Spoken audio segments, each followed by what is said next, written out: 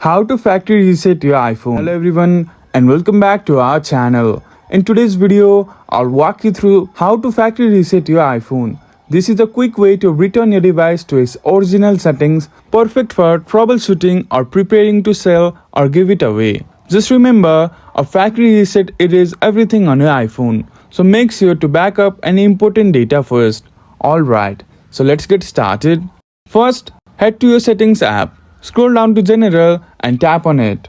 Now, scroll to the bottom and select Reset. From the Reset options, choose Erase all content and settings. This option will return your iPhone to factory settings and erase all data. Next, enter your passcode to confirm. If Find My iPhone is enabled, you will also need to enter your Apple ID password to turn it off. This is a security feature to prevent unauthorized resets. Once you have done that, you'll see a final confirmation asking if you want to erase everything.